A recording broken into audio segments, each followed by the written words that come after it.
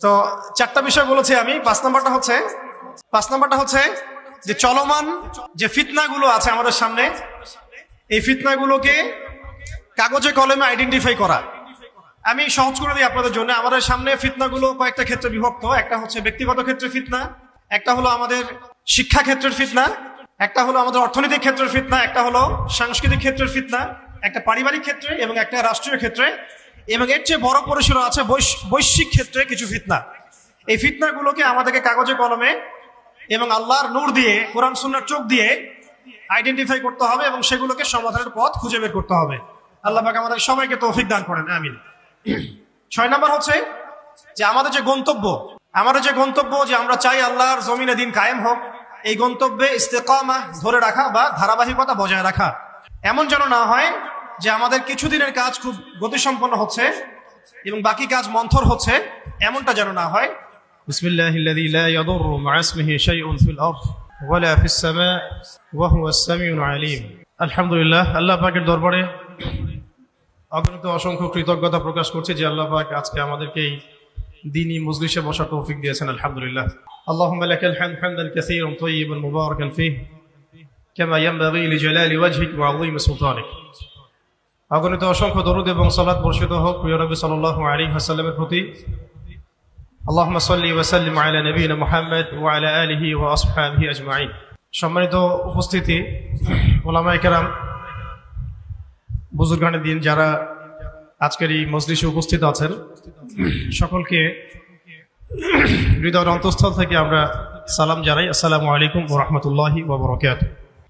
দীর্ঘ আলোচনা হয়েছে, বরেন উলামায়ে কেরামগণ আছেন, দীর্ঘ নসিহত আপনারা শুনেছেন। আমি খুব অল্প কথায় মুখতাসার কিছু কথা বলে আমার আলোচনার রীতি টানবো ইনশাআল্লাহ। ওয়া মা তাওফীকি ইল্লা বিল্লাহ আলাইহি তাওয়াক্কালতু ওয়া ইলাইহি উনীব। আমাদের আবরার ভাই আমাকে বলেছিলেন যে তারুণ্যের এই ফিতনাময় পরিবেশে তারুণ্যের বা তরুণ প্রজন্মের কি কি বিষয় করণীয়, এর উপরে একটা মুখতাসার বয়ান প্রস্তুত করতে।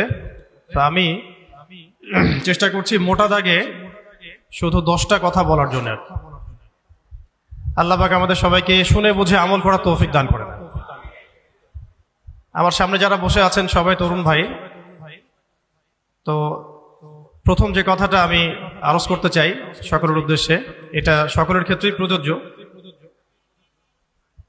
প্রথম আমাদেরকে আমাদের জীবনের উদ্দেশ্যটাকে ফিক্স করতে হবে।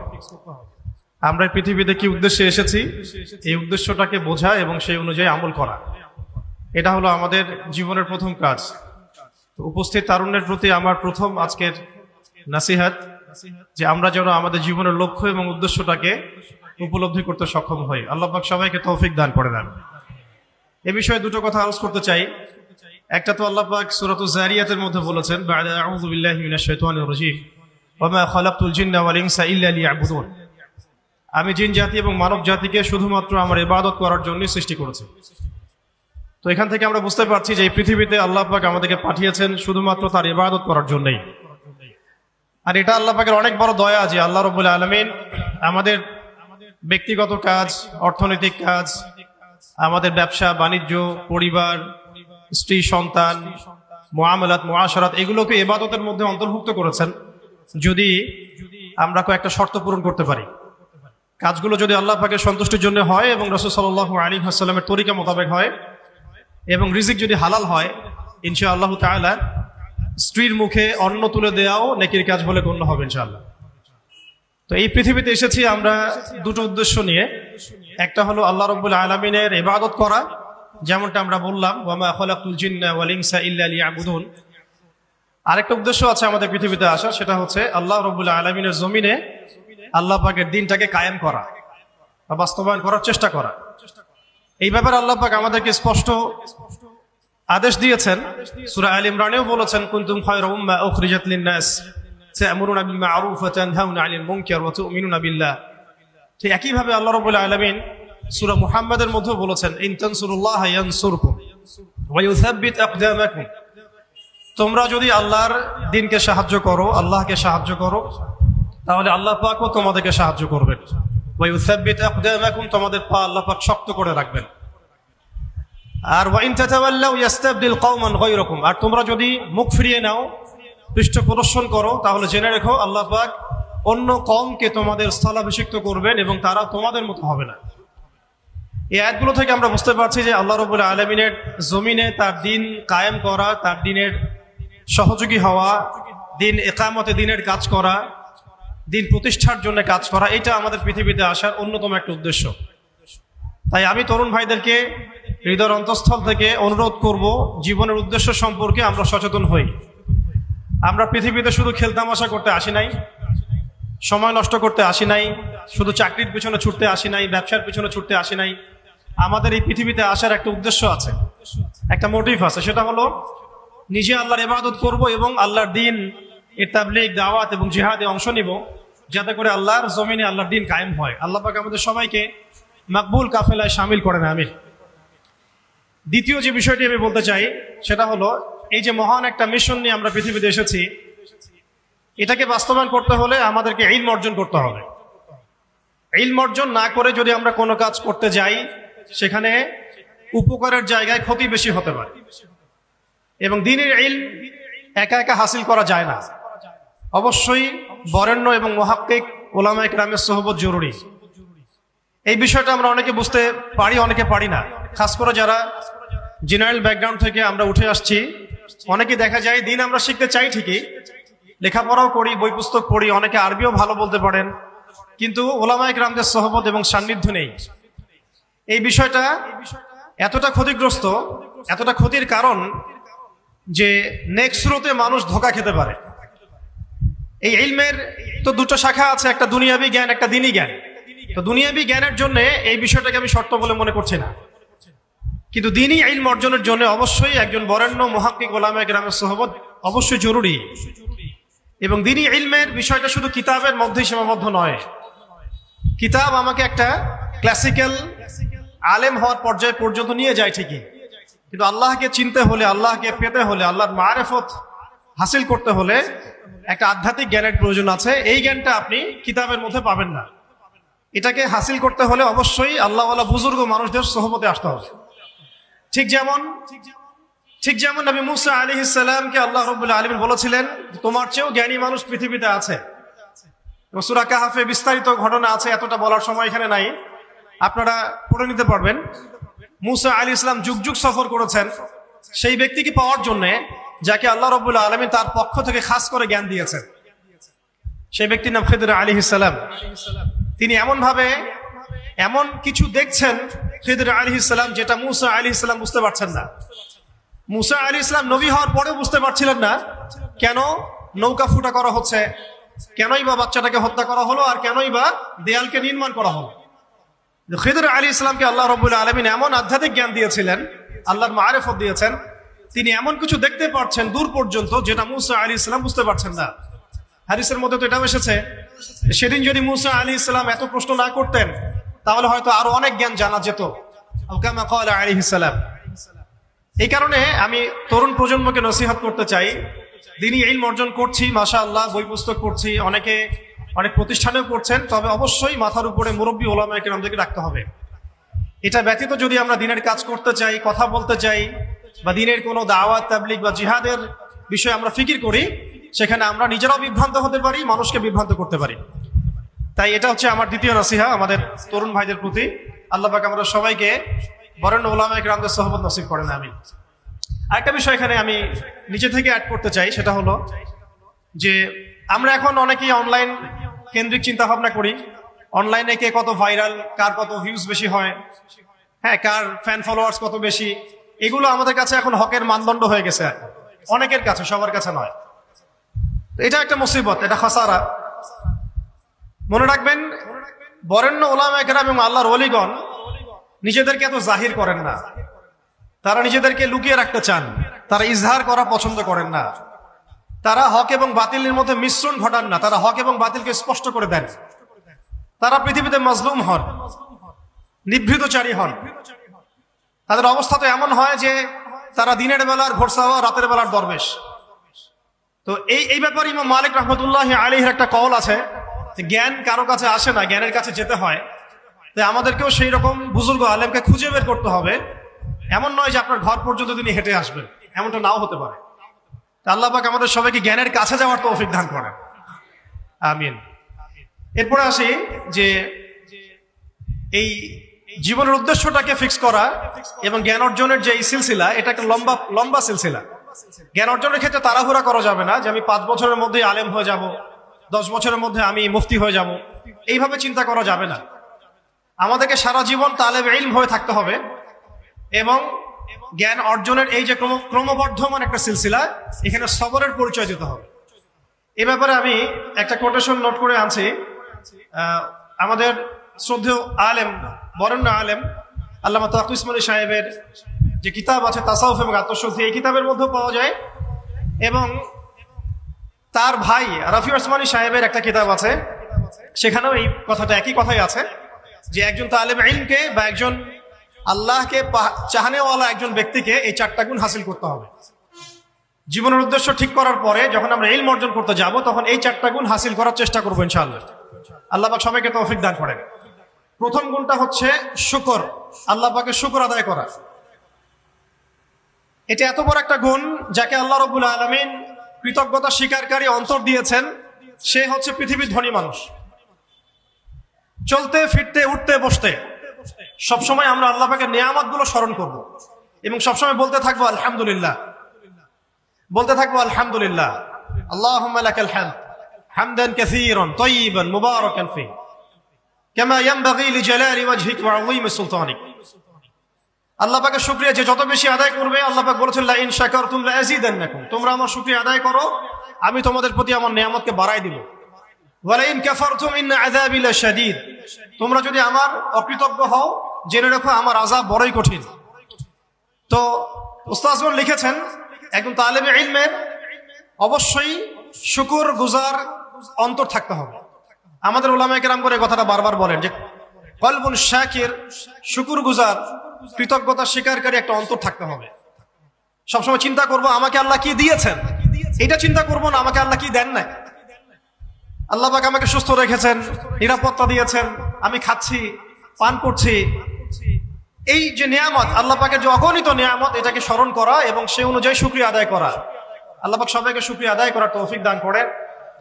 এই যে 4টা ওজিফার কথা বলা হচ্ছে, এটা কিন্তু থানভী রহমতুল্লাহি আলাইহি তার যে খলিফা ডক্টর আব্দুল হাই মুহাম্মদ আরেফি রহমতুল্লাহি আলাইহি তাকে দিয়েছিলেন, তিনি তার ছাত্রদেরকে দিয়েছিলেন। এটা আপনারা তাসাউফ আত্মশুদ্ধি বইয়ের মধ্যে পাবেন। তো দ্বিতীয় এখানে যে বিষয়টা বলা হয়েছে সেটা হলো সবর করা। জ্ঞান অর্জন করতে হলেও সবর করতে হবে, আল্লাহকে পেতে হলেও সবর করতে হবে, দাওয়াত ও তাবলীগেও সফর করতে হবে, জিহাদের মাঠেও সবর করতে হবে। আমাদের ব্যক্তি জীবনে সবর থাকে, পারিবারিক জীবনে সবর, ব্যবসায় সবর, চাকরিতে সবর। যেটাই আমার মর্জির খেলাফ হচ্ছে তখনই সবর করতে হয়, আর এটা একটু কঠিন। এই কারণে আল্লাহ রাব্বুল আলামিন সবরের সাথে মাইয়াতের ঘোষণা দিয়েছেন। যে ব্যক্তি সবর করবে আল্লাহ তার সাথে থাকবেন ইনশাআল্লাহ। এই জন্য আল্লাহ পাক বলেছেন ইন্নাল্লাহা মাআস সাবিরিন, সবরকারীদের সাথে আল্লাহ পাক আছেন। এটা কঠিন। এই কারণে যখন মর্জির খেলাফ কোনো কিছু হবে, তখন আমাদের আলেমগণ বলেন সবসময় পড়তে থাকা যে ইন্না লিল্লাহি ওয়া ইন্না ইলাইহি রাজিউন। এটা মাইয়াতের সাথে খাস দোয়া নয়, এটা শুধু মৃত্যুর সাথে খাস কোনো দোয়া নয়। এটা যখনই সবরের হালত আসবে তখনই পড়তে হয় ইন্না লিল্লাহি ওয়া ইন্না ইলাইহি রাজিউন।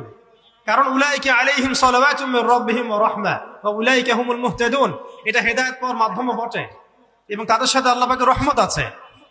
তো শুকরগুজার অন্তর এবং সবরকারী অন্তর আল্লাহ পাক সবাইকে নসিব করেন, আমিন। 3 নম্বরে উস্তাদগণ বলেছেন তওবা, বেশি বেশি তওবা করতে বলা হয়েছে। চলতে ফিরতে উঠতে বসতে সবসময় আমরা আস্তাগফিরুল্লাহ ওয়া আতুবু ইলাইহি পড়ার অভ্যাস করি। যে যত বেশি তওবা করবে তার হৃদয় তত পরিচ্ছন্ন হবে, গুনাহ মাফ হবে। পরিচ্ছন্ন কলবের মধ্যেই আল্লাহ পাকের নূর এবং মারিফত নাজিল হবে ইনশাআল্লাহ। অপরিচ্ছন্ন কলবের মধ্যে কিন্তু আল্লাহর নূর নাজিল হয় না। তাই উলামায়ে কেরাম বারবার অন্তত দিনে 100 বার আস্তাগফিরুল্লাহ ওয়া আতুবু ইলাইহি পড়তে বলেন। আল্লাহ পাক আমাদের সবাইকে পড়ার তৌফিক দান করেন। আর 4 নাম্বার যেটা এই কিতাবে এসেছে সেটা হচ্ছে ইস্তেআযা, অর্থাৎ ভবিষ্যতের কোনো বিষয়ের জন্য আমাদের যদি আশঙ্কা সৃষ্টি হয়, না জানি এটা আমার উপর বিপদ আসবে কিনা, ভয়, আশঙ্কা, আতঙ্ক, এই বিষয়গুলো যদি আমাদের ভিতরে আসে, অর্থাৎ ভবিষ্যৎ নিয়ে কোনো শঙ্কা, তখন বেশি বেশি আল্লাহর কাছে আশ্রয় প্রার্থনা করতে বলা হয়েছে। পড়তে বলা হয়েছে আউযু বিল্লাহ, আউযু বিল্লাহ, অথবা আউযু বিকালিমাতিল্লাহি তাম্মাতি মিন শাররি মা খালাক, অথবা আউযু বিল্লাহি মিনাশ শাইতানির রাজীম, আউযু বিল্লাহিস সামিউল আলীম মিনাশ শাইতানির রাজীম মিন নাফখিহি ওয়া নাফসিহি ওয়া হামজিহি। একবার আমার মনে আছে যে একটা জটিল মাসালা নিয়ে আমরা আমাদের মুহতারাম খতিব সাহেব বাইতুল মুকাররমের বর্তমান খতিব সাহেব তার দ্বারস্থ হয়েছিলাম। একটা মুশকিলা দেখা দিয়েছে, একটা দোয়া শিখিয়ে দেন যে দোয়ায় আমল করলে ইনশাআল্লাহ এটা চলে যাবে। তা আমাকে তিনি পার্সোনালি বলেছিলেন যে এই দোয়াটা যেটা আমি এখন শিখিয়ে দিচ্ছি আপনাকে, এই দোয়াটা জিবরাইল আলাইহিস সালাম রাসূলুল্লাহ সাল্লাল্লাহু আলাইহি ওয়াসাল্লামকে শিখিয়ে দিয়েছিলেন এবং রাসূলুল্লাহ সাল্লাল্লাহু আলাইহি ওয়াসাল্লাম এই দোয়াটা খালিদ বিন ওয়ালিদ রাদিয়াল্লাহু আনহুকে শিখিয়ে দিয়েছিলেন। তো শোনার এবং শেখার খুব আগ্রহ ছিল, তা আমি লিখে নিচ্ছিলাম এবং নোট করছিলাম।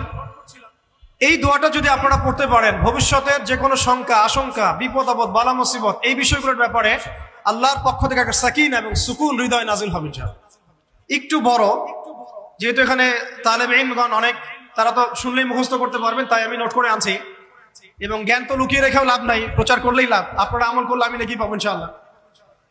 তো এই দোয়াটা হচ্ছে আউযু বিকালিমাতিল্লাহি তাম্মাতিল্লাতি লা ইউজাবিজুহুন্না বাররুন ওয়ালা ফাজির মিন শাররি মা খালাকা ওয়া যারআ ওয়া বারআ ওয়া মিন শাররি মা ইয়ানজিলু মিনাস সামাই ওয়া মা ইয়ারজু ফিহা ওয়া মিন শাররি মা যারআ ফিল আরদি ওয়া মা ইয়াখরুজু মিনহা ওয়া মিন শাররি ফিতানিল লাইলি ওয়ান নাহার ওয়া মিন শাররি তাওয়ারিকিল লাইল ইল্লা তাওয়ারিকা ইয়াতরুকু বিখাইরিন ইয়া রাহমান। এই দোয়াটার উপর আমল করতে থাকেন, দেখেন ভবিষ্যতের আশঙ্কা দূর হয়ে যাবে ইনশাআল্লাহ। আল্লাহ পাক আমরা সবাইকে 4টা গুণ হাসিল করার তৌফিক দান করেন। এইগুলো নিয়ে লম্বা কথা বলা যায়, সংক্ষিপ্ত করে বললাম যে আল্লাহ পাক আমাদেরকে জীবনের উদ্দেশ্যটাকে ফিক্স করার তৌফিক দান করেন, যে আমরা পৃথিবীতে এসেছি আল্লাহর ইবাদত করতে এবং তার দিন কায়েম করতে। এবং এই মিশনে আমাদের প্রথম দরকার হচ্ছে দ্বীনি ইলম অর্জন করা, এবং এটা একটা লম্বা সিলসিলা, এই ব্যাপারে তাড়াহুড়ো না করা। এবং 3 নাম্বার, বুজুর্গ ওলামায়ে কেরামদের সোহবতে থেকে দ্বীনের জ্ঞান হাসিল করা। এতে করে জ্ঞানের সাথে সাথে আধ্যাত্মিকত্ব হাসিল হবে ইনশাআল্লাহ।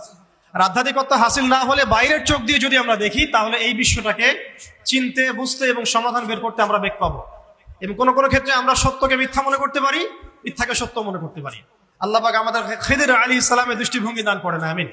আর 4 নাম্বার, প্রত্যেক তালেবে ইলমের এবং যারা আল্লাহর পথের সেনানী হতে চান, হতে চাই, আমরা মুজাহিদ হতে চাই, মুবাল্লিগ হতে চাই, মুহাদ্দিস হতে চাই, বা দ্বীনের পথে আমরা শহীদ হতে চাই, এই তামান্না যাদের আছে তাদেরকে 4টা গুণ হাসিল করতেই হবে। আল্লাহ পাক তৌফিক দান করেন।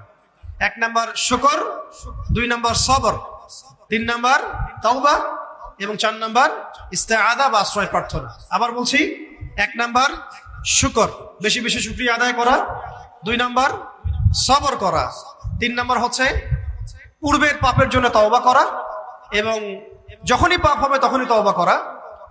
ওলামায়ে কেরামগণ বলেন যে সকাল সন্ধ্যা সাইয়্যিদুল ইস্তিগফার কখনো না ছাড়া, সকাল সন্ধ্যা সাইয়্যিদুল ইস্তিগফার কোন অবস্থায় যেন না ছাড়া। এটা নিশ্চয়ই আপনাদের মুখস্থ আছে।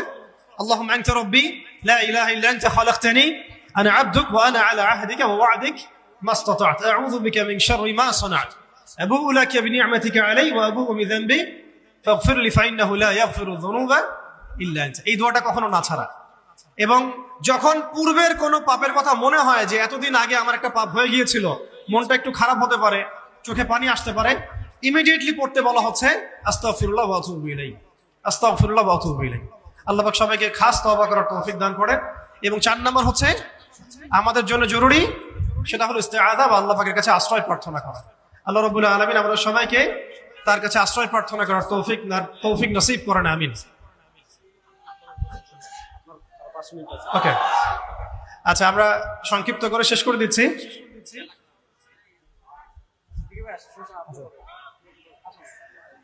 আমাদের একজন বরেণ্য ওলামায়ে কেরাম চলে আসছেন, তো আমাকে আরো ছোট করতে হচ্ছে। আসসালামু আলাইকুম।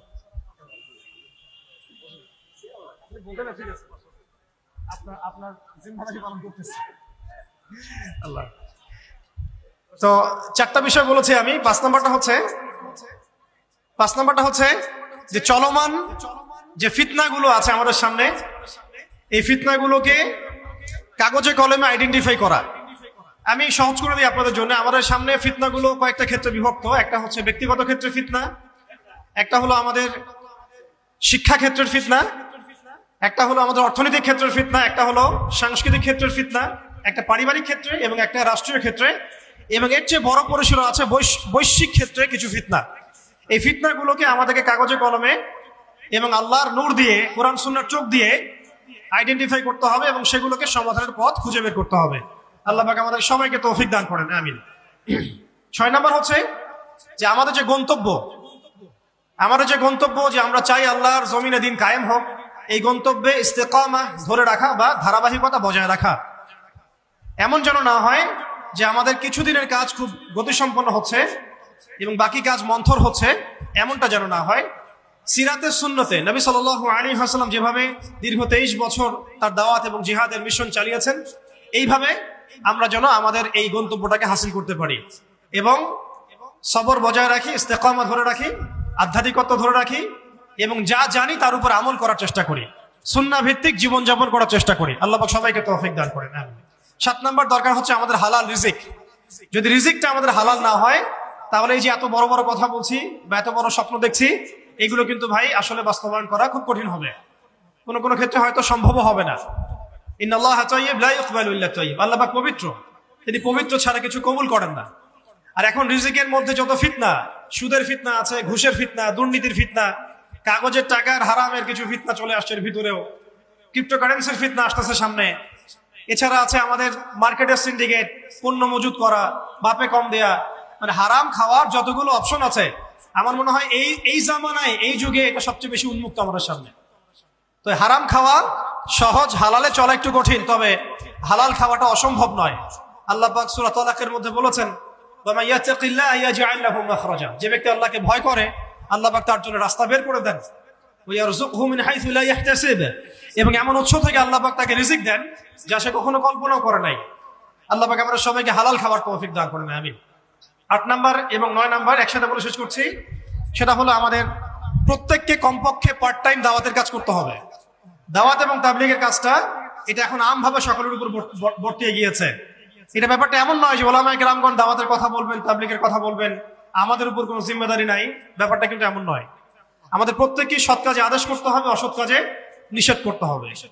এবং আপনারা তো সবাই জানেন, হুযায়ফা রাদিয়াল্লাহু আনহু থেকে যে হাদিসটা বর্ণিত হয়েছে, সহিহ মুসলিম শরীফে এসেছে, যে যদি আমরা সৎ কাজে আদেশ না করি, অসৎ কাজে নিষেধ না করি, তাহলে আল্লাহর পক্ষ থেকে বিপদ আপদ, বলা মুসিবত, গজব আসবে। এই সময়ে ওই কম দোয়া করবে, কিন্তু এই দোয়া আল্লাহর দরবারে কবুল হবে না। তাই আল্লাহ রাব্বুল আলামিন আমাদের সবাইকে সৎ কাজে আদেশ করার তৌফিক দান করেন, অসৎ কাজে নিষেধ করার তৌফিক দান করেন, হালাল খাওয়ার তৌফিক দান করেন এবং দাওয়াত ও তাবলীগের সবাইকে এই মেহনতে যুক্ত থাকার তৌফিক দান করেন। আর সর্বশেষ যে কথাটা বলতে চাই সেটা হলো, এই দিন কায়েমের যে স্বপ্ন, এই স্বপ্নে আমাদের সবার দাওয়াতের সাথে জিহাদের তামান্না থাকতে হবে, শাহাদাতের মৌতের তামান্না থাকতে হবে। আমি আবারও রিপিট করছি, এই মিশনে আমাদের সবাইকে দাওয়াত এবং তাবলীগের সাথে জিহাদের তামান্না এবং শাহাদাতের তামান্না থাকতে হবে। হাদিসে স্পষ্ট এসেছে, যে ব্যক্তি জিহাদ করে না বা জিহাদের আকাঙ্ক্ষাও করে না, যে ব্যক্তি জিহাদ করে না এবং জিহাদের আকাঙ্ক্ষাও কখনো করে না, সে ব্যক্তি যেন মুনাফিকের মৃত্যুর একটা শাখার উপর মৃত্যুবরণ করলো। আল্লাহ পাক আমরা সবাইকে নেফাকি থেকে হেফাজত করেন, আমিন।